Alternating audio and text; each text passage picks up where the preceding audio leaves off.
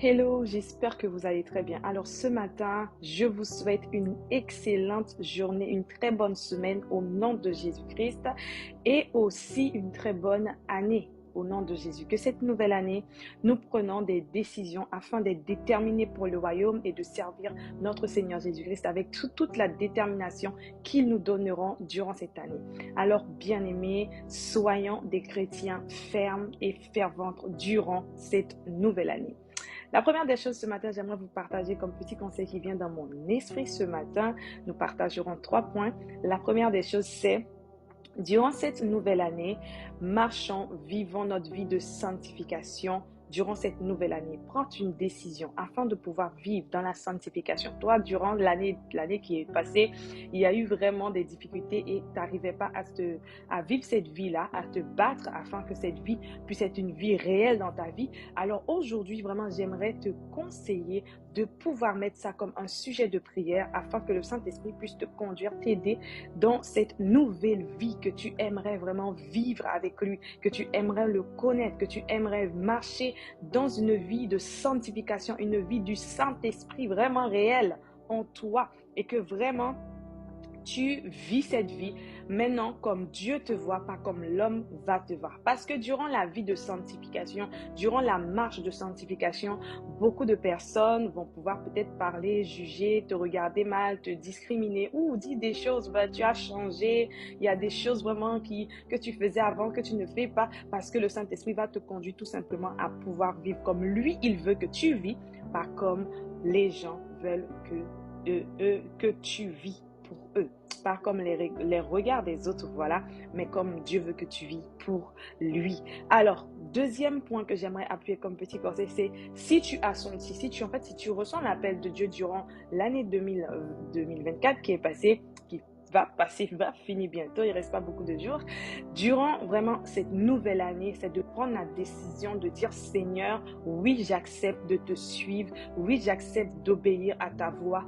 Dis-moi, emmène-moi comme toi tu veux, conduis-moi comme toi tu veux. Il a dit que il ne va jamais t'abandonner, il sera toujours avec toi. Il aura le regard fixé sur toi parce qu'il est ton Dieu, il sera toujours avec toi. Alors oui, je t'encourage, je te conseille vraiment de prendre cette décision, la décision de répondre à l'appel de Dieu. Il se reste peut-être dans, je ne sais pas dans quelle lignée que le Seigneur va t'envoyer.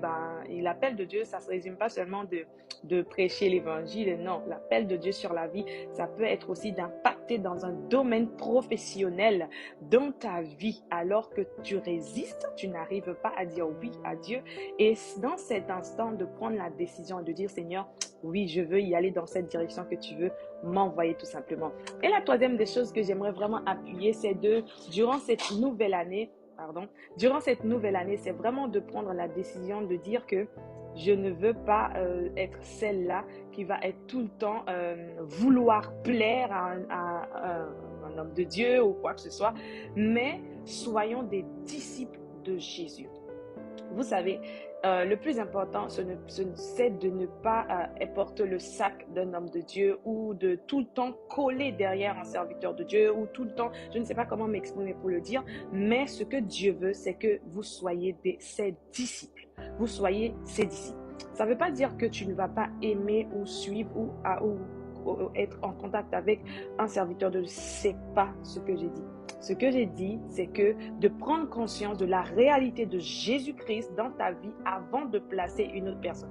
Parce qu'à force de faire, à force de vouloir plaire aux hommes, tu finiras par laisser la place aux hommes dans ta vie plus que Dieu. Il sera ton idole, il sera ton héritage plus que Dieu. Alors aujourd'hui, vraiment, prendre la décision de dire Seigneur, je ne veux pas plaire aux hommes, je veux plaire à toi. Je veux être ton soldat, je veux être avec toi, je veux marcher avec toi, je veux servir dans mon église, je veux obéir à la voix de ton serviteur que tu as placé comme berger. Je veux être, oui, disponible, mais je ne veux pas le faire pour les plaire. Je ne veux pas le faire dans le but de pouvoir le faire parce que je veux quelque chose, je veux une place, je veux plaire, je veux être à l'honneur de tout. Non, je veux le faire parce que c'est la maison de mon Père, parce que ce sont mes frères, ce sont mes sœurs. Ils ont besoin de je devrais être à côté d'eux. Je dois soutenir, je dois avancer, je dois me battre. Je dois aussi faire ma part afin que le royaume de Dieu puisse être avancé. Va dans cette lignée, va dans cette éthique-là et Dieu finira par te donner l'amour de son travail. Dieu finira par te donner la force de pouvoir faire, mais pas faire pour plaire à quiconque. Serviteur ou pasteur, bien que les pasteurs, ce qu'ils veulent, c'est que vraiment vous faites les choses de cœur à cœur avec Dieu, pour Dieu, que vous ayez la conscience quand vous les faites, c'est pour Dieu. Et ça vous donnera la force, la détermination de pouvoir faire plus, d'avancer plus, d'obéir plus, mais pas pour un homme, pas pour plaire à un homme, mais pour que le nom de notre Seigneur Jésus soit élevé et adoré. Et tout ce qu'un pasteur veut, ou je ne sais pas, un berger veut, c'est que vraiment que celui qui est à côté de lui soit sauvé. Alors bats-toi pour que ton nom soit écrit dans le livre de vie. Bats-toi pour que ton nom soit écrit dans le livre, je répète, bats-toi pour que ton nom soit écrit dans le livre de vie et que les œuvres que tu fais accompagnent avec l'Esprit de Dieu et la force du Saint-Esprit, l'amour du Saint-Esprit, de faire parce que j'aime Jésus, je fais parce que j'aime mon Sauveur, je fais parce que je veux voir tout ce qui est à l'encontre de mon Seigneur soit waouh et merveilleux. Que le nom du Seigneur soit béni. Notre verset du jour aujourd'hui se trouve dans le livre de Matthieu, chapitre 19, le verset 21, qui dit, je lis pour vous, qui dit, si tu veux être parfait, va, vends ce que tu possèdes, donne-le aux pauvres, et tu auras un trésor dans le ciel, puis viens et suis-moi. Alors, mes bien-aimés, que le trésor dans ta vie soit Jésus-Christ. Le plus grand trésor que tu dois avoir dans ta vie, c'est d'avoir le Saint-Esprit en toi qui te conduit tout au long de ta vie. Tout ce qui est un trésor, tout ce qui prend la place de Jésus, qui est un trésor dans ta vie, libère-toi de cela. Ne l'apporte pas. Viens, suis Jésus. Libère-toi, va vendre tout ce trésor, va déposer tout ce trésor-là et viens et suis Jésus. Tout ce que tu considères comme un trésor dans ta vie, tout ce qui est ton idole dans ta vie, va vendre-le. Et maintenant, va le vendre aux pauvres. Celui qui est le pauvre de ce monde, qui se fait passer pour un riche de ce monde, alors va le vendre et maintenant viens, suis Jésus, afin qu'il puisse te donner l'enrichissement du royaume, qui est la paix, la joie, l'amour, la bénitude, les fruits de l'esprit, dans le livre de Galates 5, verset 22, que cela puisse manifester en toi afin d'avoir la joie du royaume et de vivre une vie qui plaira à Dieu. Va, vends ton idole, va, vends vraiment la richesse qui t'empêche à s'approcher de Dieu. Va, détache-toi de cela et viens t'attacher à celui qui donne la vie, afin qu'il te donne la vie en abondance. Tu ne regretteras pas, parce que Jésus-Christ est celui qui te donnera la vie. Et savoir que lorsque tu suis Jésus-Christ, lorsque tu es ferme avec le Seigneur, lorsque tu reconnais vraiment que tu es un enfant de Dieu, tu suis réellement Jésus, j'aimerais vous dire une petite chose aujourd'hui. Tes combats seront les combats de Jésus.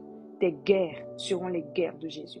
Tes luttes seront les luttes de Jésus. J'aime bien quand le pasteur dit ça. Tes luttes seront les luttes de Jésus.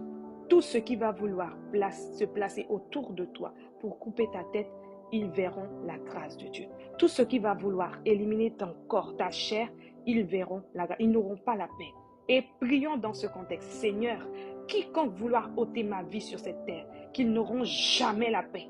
Et que vraiment, jusqu'à ce qu'il te rencontre et qu'il se répand, afin que tu lui remplisses de ta paix. Oui, parce que tu n'es pas n'importe qui. Quiconque se lèvera contre toi tombe sur le pouvoir de Jésus-Christ. Ça, c'est lorsque tu vends tout ce que tu as, tous les trésors de ce monde qui t'empêchent de suivre Jésus, quand tu les vends et que maintenant tu viens te consacrer à celui qui donne la vie. Et tu verras que le Saint-Esprit te fera comprendre et voir ces choses. Que Dieu te bénisse, que Dieu te garde. Bonne journée à toi, bonne année. Que Dieu te garde durant cette nouvelle année. Que ton année soit bénie et remplie par la grâce de Dieu. Shalom. Je vous aime de l'amour de Dieu. Bye.